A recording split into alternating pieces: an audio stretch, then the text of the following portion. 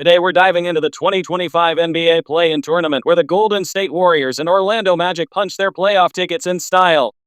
We're talking Jimmy Butler and Steph Curry combining for a ridiculous 75 points to outlast the Grizzlies and the Magic fending off Trae Young's Hawks with a dominant performance. Let's break it down with key analytics, highlight playoff Jimmy and Chef Curry, and sprinkle in some Avengers input. Grab your popcorn and let's get it. First up, the marquee matchup, Warriors vs. Grizzlies.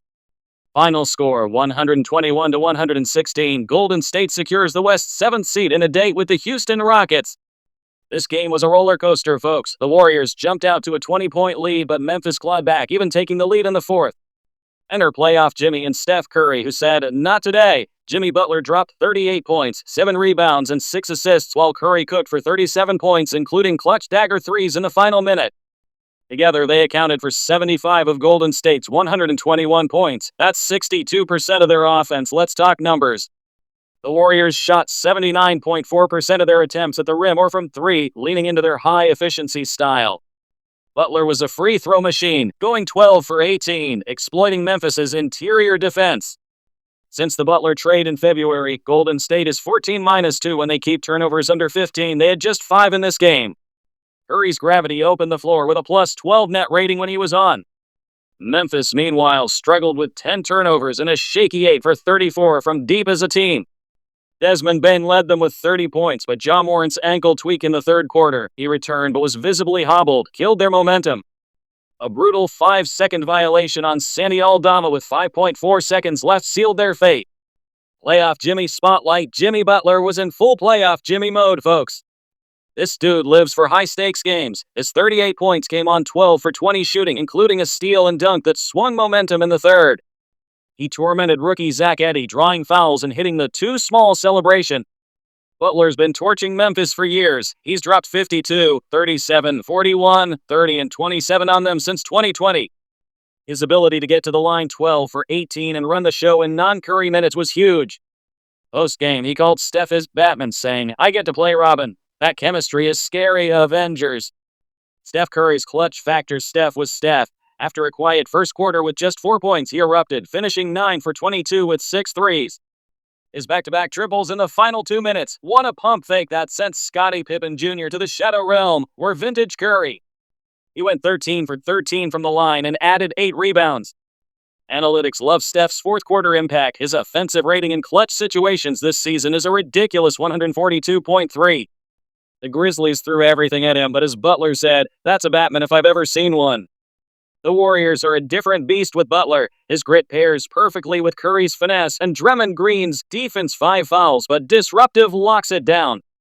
But I'm worried about their depth. Quentin Post and Gary Payton Jr. stepped up, but Jonathan Kuminga's absence from the rotation is a red flag.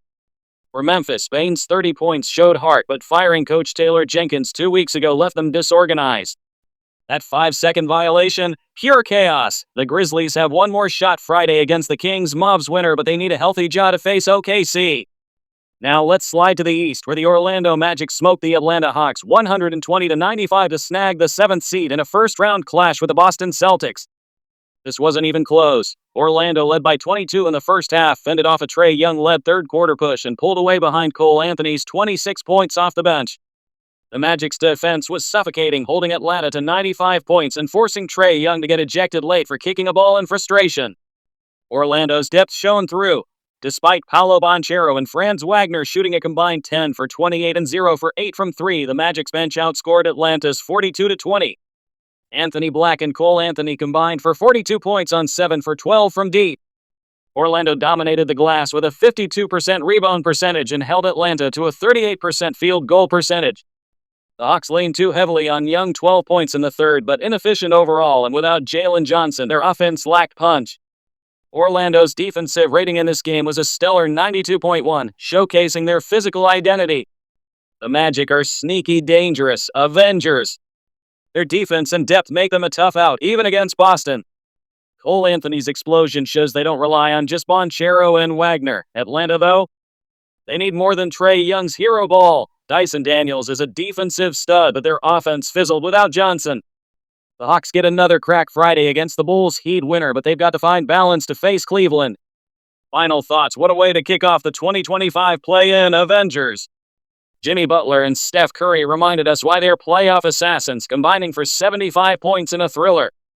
The Magic showed they're built for the big stage with a defensive masterclass. My hot take?